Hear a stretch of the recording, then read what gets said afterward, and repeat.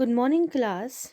Today we are going to continue our chapter, and it's a second video of the chapter The Bond of Love. So, today we are going to start from ninth point and we'll read that.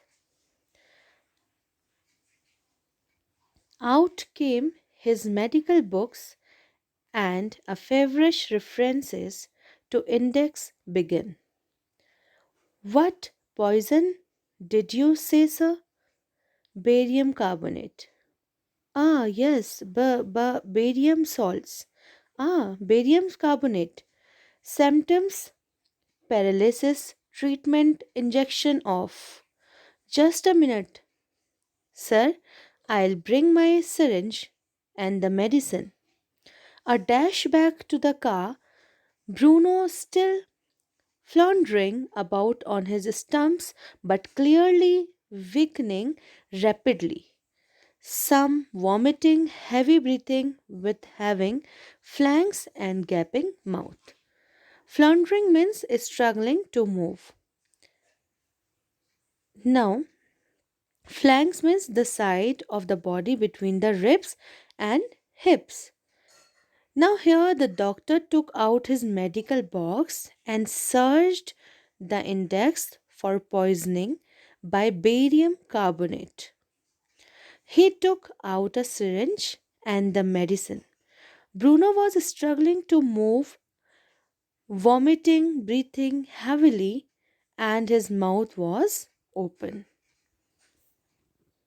Now, here in 10 point, hold him, everybody. In goes the hypodermic. Bruno squeals 10 cc of the antidote enters his system without a drop being wasted.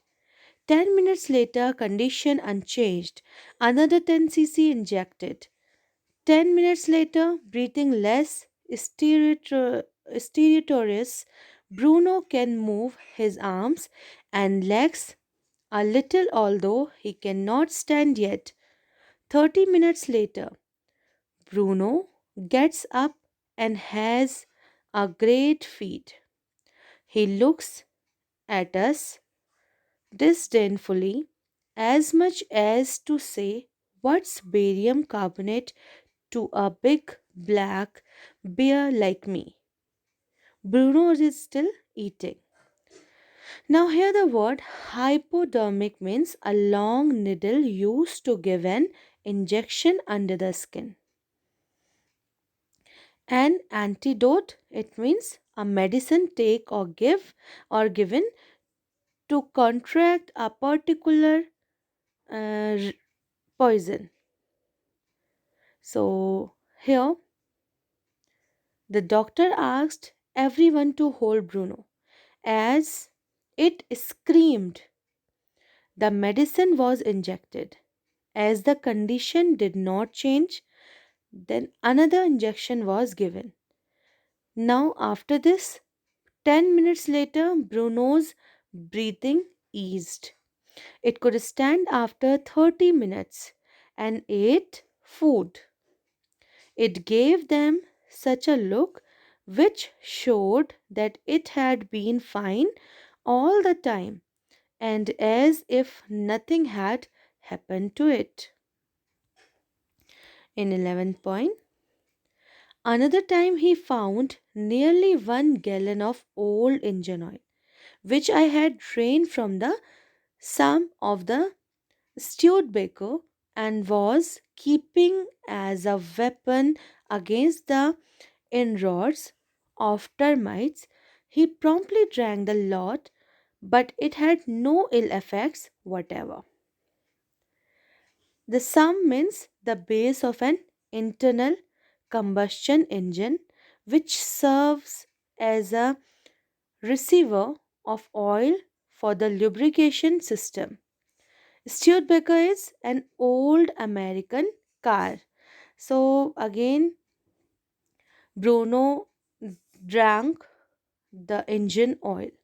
In another incident, Bruno drank the used engine oil which the narrator had taken out of his Studebaker car and had kept to get rid of termites. That did not affect Bruno. The months rolled on, and Bruno had grown many times the size he was. When he came, he had equaled the Alsatian in the height and had even outgrown them, but was just as sweet, just as mischievous, just as playful, and he was very fond of us all. Above all, he loved my wife, and she loved him too. She had changed his name from Bruno to Baba, a Hindustani word signifying small boy, and he could do a few tricks too. At the command Baba wrestle or Baba box, he vigorously tackled anyone who came forward for a rough and tumble. Give him a sick, say Baba, hold gun, and cradled affectionately a stump of wood which he had carefully concealed in his straw bed. But because of the tenants, children, poor Bruno or Baba had to be kept chained most of the time.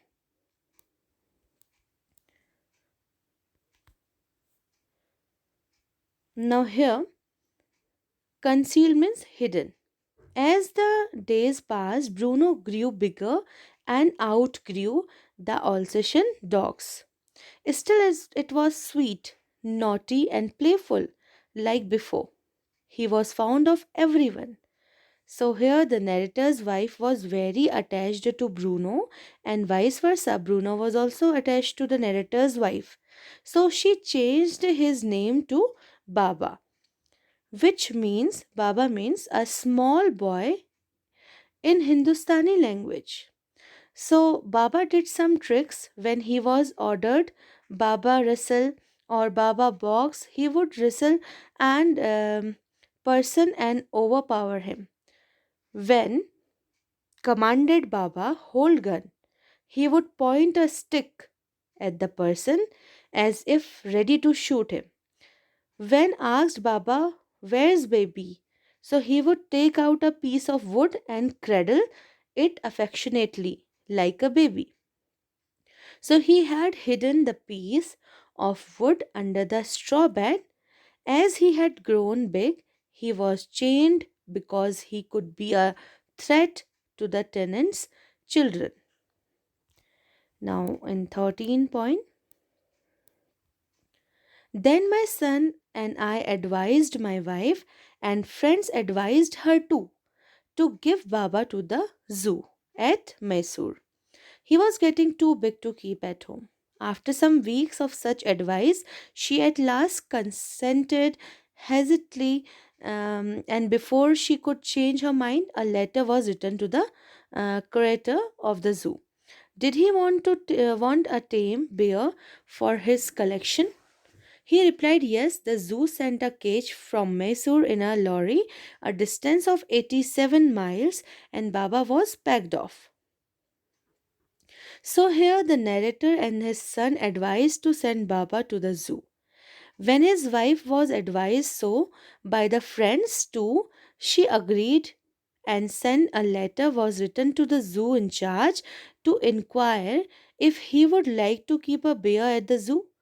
So he affirmed, and then Baba was sent to Mysore Zoo, packed in a cage, kept on a lorry, and he traveled a distance of 87 miles to reach the zoo.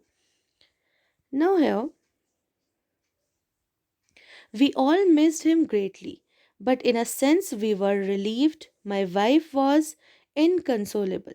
She wept and fretted. For the first few days, she would not eat anything. Then she wrote a number of letters to the curator. How was Baba? Back came the replies. Well, but fretting. He refuses food too.